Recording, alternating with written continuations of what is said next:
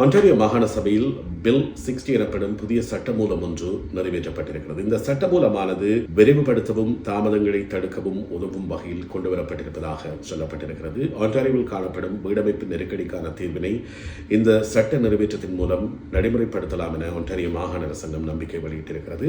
இரண்டு முக்கியமான விடயங்கள் தான் நேரடியான தாக்கத்தை ஏற்படுத்தப் போகிறது. ஒன்று, வாடகை குடியிருப்பாளர்களுக்கும் வாடகை வீட்டின் உரிமையாளர்களுக்கும் இடையில் காணப்படும் பிணக்குகளை தீர்ப்பதற்கான கால எல்லையினை குறைக்கின்ற வகையிலே இந்த சட்டம் மூலம் சில ஏற்பாடுகளை செய்திருக்கிறது. அதன் மூலமாக வாடகை பணம் செலுத்த தவறுகின்ற வாடகை குடியிருப்பாளர்கள் விரைவாக வீட்டை விட்டு வெளியேற்றப்படக்கூடிய ஒரு சூழல் உருவாக்கப்படுகிறது. இது வாடகை வீட்டின் உரிமையாளர்களுக்கு அனுகூலமாக இருக்கும். இப்போது இருக்கக்கூடிய பொருளாதார நெருக்கடியில் வாடகை தராமல் இருக்கக்கூடிய வாடகை குடியிருப்பாளர்களால் மிகப்பெரிய பொருளாதார இழப்புகளையும் பொருளாதார நெருக்கடிகளையும் சில சந்தர்ப்பங்களில் வீட்டை இழக்க வேண்டிய நிலையும் வீட்டின் உரிமையாளர்களுக்கு ஏற்படலாம் என்பதால் வீட்டு உரிமையாளர்களை பாதுகாப்பதற்கும் முதலீட்டின் மீது மக்களுக்கு நம்பிக்கையை ஏற்படுத்துவதற்கும் இந்த சட்டம் வழிகோலும் என ஒன்றாரிய மாகாண அரசாங்கம் தெரிவித்திருக்கிறது.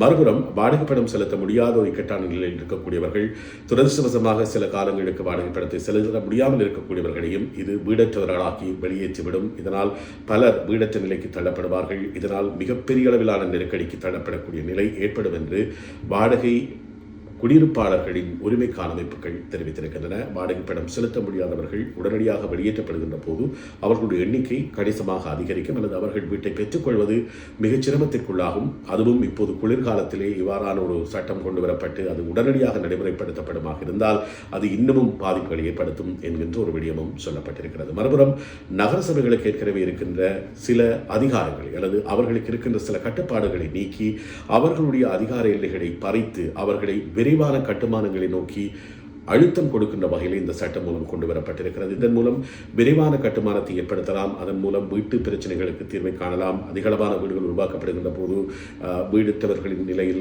ஒரு மாற்றத்தை கொண்டு வரலாம் என ஒன்றிய மாகாண அரசாங்கம் விரும்புகிறது. ஆனால் நகர சபைகளுக்கு இருக்கக்கூடிய அதிகாரங்களை பறித்து அல்லது அவர்களுடைய கட்டுப்பாடுகள் இல்லாமல் செய்வதன் மூலம் உருவாக்கப்படக்கூடிய புதிய கட்டுமானங்களால் மிகப்பெரிய அளவிலான நெருக்கடிகள் ஏற்படலாம், போக்குவரத்து நெருக்கடிகள் ஏற்படலாம். அங்கு இருக்கக்கூடிய வடிகால் அமைப்பில் காணப்படக்கூடிய குறைபாடுகளால் பெரும் சவால்களை எதிர்காலத்தில் சந்திக்க வேண்டிய நிலை ஏற்படலாம்.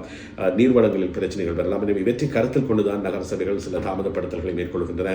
சுற்றுச்சூழல் பாதிப்புகள் கருத்தில் கொள்ளப்பட்டு அதற்கான மாற்று உபாயங்களுக்காக கால எல்லைகள் எடுக்கப்படுகின்ற போது அவற்றை எல்லாம் தவிர்த்து நேரடியாகவே கட்டுமானத்தை விரைவுபடுத்துங்கள் என்று சொல்லி மாகாண அரசாங்கம் நகர சபைகளுக்கு அழுத்தத்தை கொடுத்து கட்டுமானங்களை துரிதப்படுத்துவதானது எதிர்காலத்திலே பாதிப்புகளை ஏற்படுத்தும் என்பதோடு இங்கு இருக்கக்கூடிய அந்த அதிகார சமநிலை அல்லது அதிகார பரவலாக்கம் என்பதில் சில கேள்விகளை எழுப்பியிருப்பதாக நகர சபைகளும் கவலை வெளியிட்டிருக்கிறார்கள். ஆக மொத்தத்தில் இந்த சட்டமானது வாடகை குடியிருப்பாளர்களாலும் நகர சபைகளாலும் கடுமையாக எதிர்க்கப்படுகின்ற ஒரு சட்டமாக இருக்கிறது. அதேவேளை வீட்டு உரிமையாளர்களும் கட்டுமான நிறுவனங்களாலும் வரவேற்கப்படுகின்ற ஒரு சட்டமாக இருக்கும். சாதாரண மக்கள் மத்தியிலே இது எப்படியான மாற்றத்தை ஏற்படுத்தப் போகிறது என்பதை பொறுத்திருந்து பார்க்கலாம். இது பற்றிய கருத்துக்களை நீங்கள் பின்னோட்டமாக பதிவிடலாம். அடுத்த பதிவில் சந்திப்போம். நன்றி, வணக்கம்.